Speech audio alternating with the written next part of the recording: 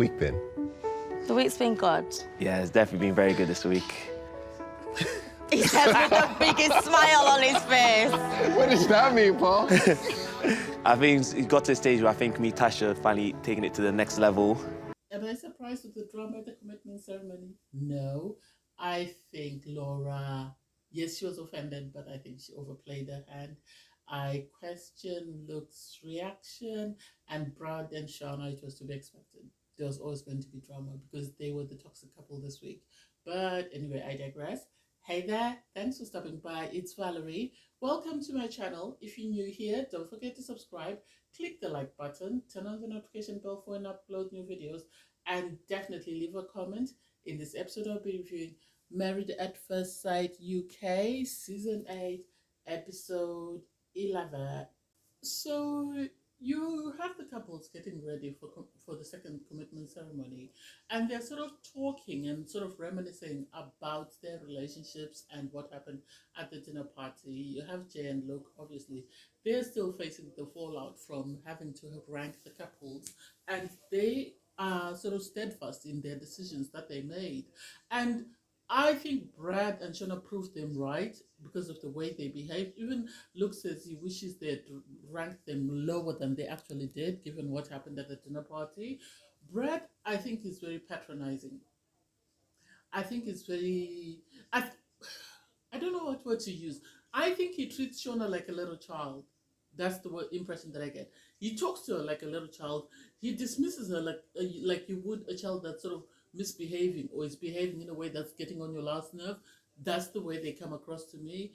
Laura says apparently Arthur is still unwell. I don't know. I wonder what's wrong with him. And you have Ross and Luke sort of reminiscing on their relationship and where they are now and where they think they're going.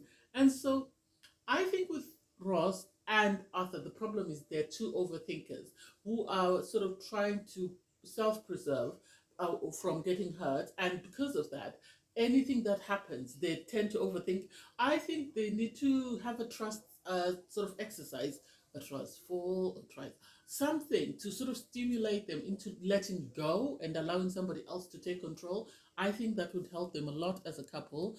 And then you have Tasha and Paul. They're sort of just talking about where they are. Tasha is happy with Paul, but she's worried that she's struggling to let go of, her issues from her previous sort of relationships that were very toxic. It's very good for her that she has someone who's loving and caring, but I think it's just going to take time for them to get there. You have Peggy and George talking about their relationship and their ranking and how they were ranked, and it's like, oh my god, this rank thing is too much drama. We really don't need it. Anyway, the experts then appear, and it's time for commitment ceremony. So first up is Ross and Thomas. I've said this from day one that they're one of my favorite couples. Obviously, they do talk about their meeting with Paul and how they think that went. And they're able to identify what was holding them back and what they learned from that session, which is good. As I've said, they're two overthinkers who are struggling to let go and just relax and enjoy the moment.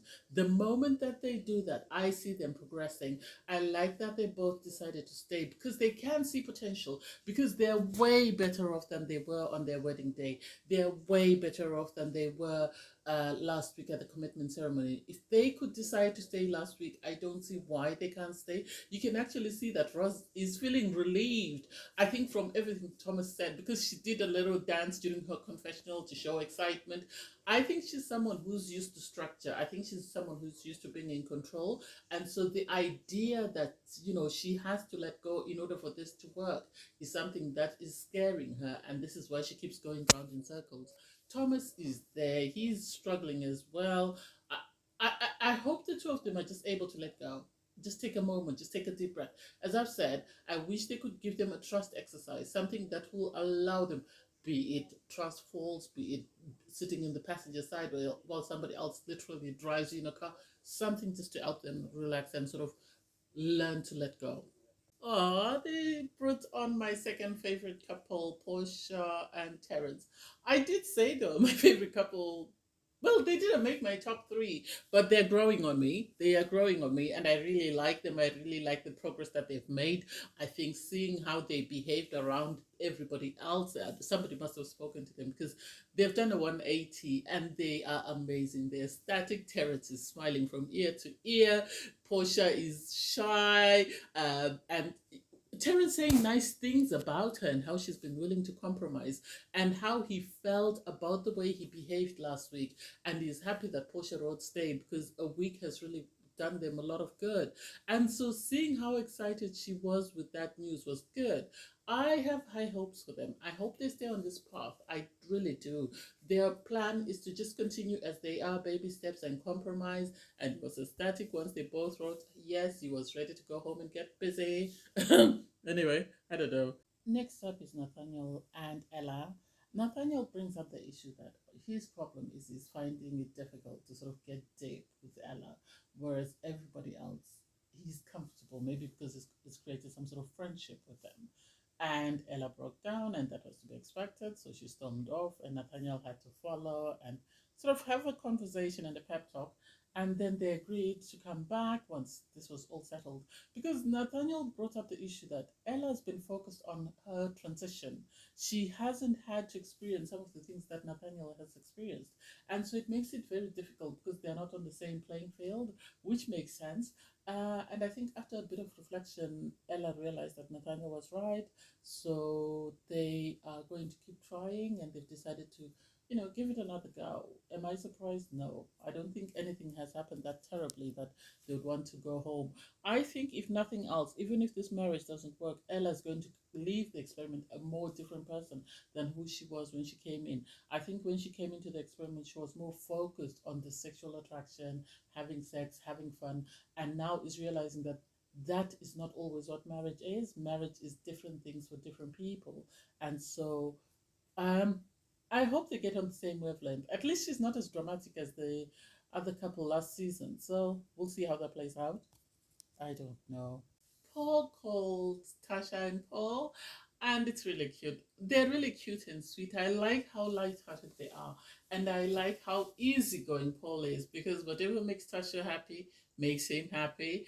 Uh, Obviously they sat down and they were asked, how has this week been? And all he said was we were intimate. He didn't go into the details of what they did, which I felt was very respectful, not only to his wife, but to his mother, who was hesitant about the process. And he mentions that he's falling in love with his wife, which is amazing for him. I said last time in my previous review that someone who loves his mom will make a great partner for you. And Paul is showing that. And so when Tasha was asked, are you falling in love? She said, well, I have problems with emotion. I've been in abusive physically, emotionally, psychologically relationships. So I struggle to express myself. And so they found a way to sort of get to her feelings. And she said that she feels safe with Paul because he's done everything to make her feel comfortable. He's done everything to make her feel valued. And she even acknowledged that, he is the person that she needed. So I have high hopes for them. I am just hoping that they continue to work, they drown out the noise from the other participants and just focus on one another. They both say yes, they want to stay, which is obvious. So I wish them the best. Then it's Laura. Laura had a bone to pick, and I'm surprised when she called look for a conversation. She didn't bring up the things that she brought up today. I don't know whether they were edited out. So she said it's lazy to call a woman a gold digger. And it's like, how is it lazy? How is it lazy? Are you saying the woman is lazy because she doesn't want to work, or are you saying the guy is lazy because he doesn't want to work?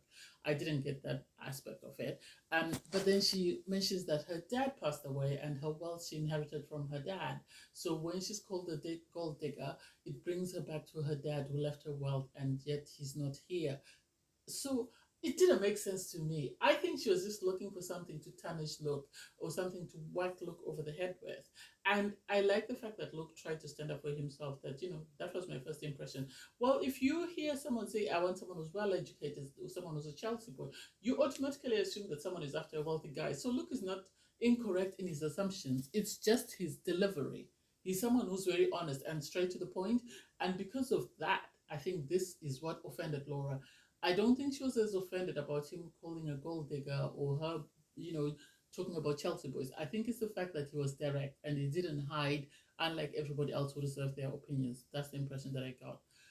So they read out a letter from Arthur, and everybody was joking that we hope it's not off the internet. And he's still feeling unwell, but he has really enjoyed his journey with his wife and he's really looking forward to continuing with that. So he chooses to stay. Laura chooses to stay, which was to be expected. Next up is my other favorite couple, Jay and Luke. They are happy. They seem to be very happy. And it was nice that Jay acknowledged that she had a lot of insecurities that she's been working on letting go because she feels very comfortable around Luke. She feels he cares. He gives her the space to be herself. He's not critical of her. And so she's enjoying her time with him and she's decided to be as open as can be, which I think is amazing for them. I think they're doing well. Luke, on his part, I couldn't quite read him.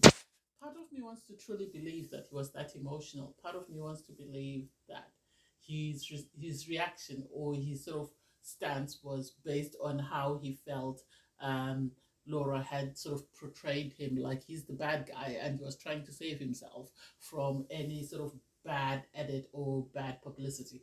That's the impression that I get. I might be wrong. Yes, he said at times, people can make you feel less than, but I think what he should have done if he wanted to go for the sympathy, he should have gone up there and apologized to Laura and everybody and said, I'm sorry that my assumption of you was incorrect. I sort of just heard the things you were saying and just 1+1 given my history, that's what I got. And if that's not you, I sincerely apologize. I meant you no harm. That's what I think he should have done. But anyway, they're both happy in their relationships, so they both decide to stay, which was to be expected. And then lastly, it's Shauna and Brad. Shauna and Brad, for me, I like the fact that unlike Married at First Sight USA, this has, these commitment ceremonies. I think they need to start introducing them in the American version because what happened is the experts were able to pick up that this relationship is becoming emotionally and psychologically abusive in the sense that Shauna is obsessed with Brad. Because of that, Brad is now turning her into the woman that he wants and not allowing her to be her genuine or authentic self. So I like the fact that they called him out that you cannot say you permit her. She is an adult. She was functioning before she met you and she will still function without after you. So you can't allow her to do anything. She has the right to say or do whatever she pleases. If you feel like you don't want to entertain other people, allow her to express her feelings. She is entitled to that. So I really loved that bit. Oh my God. It was a great commitment ceremony. I really liked it. I like the fact that my favorite couples didn't involve themselves in the drama, which was good. And even when it came for them, they were very quiet and were able to address it peacefully. So we'll see how it plays out. Apparently, there's 2 more couples getting married in the next episode, so I can't wait. Thanks, guys, for watching. Please don't forget to like, share, comment, and subscribe. Bye, everyone.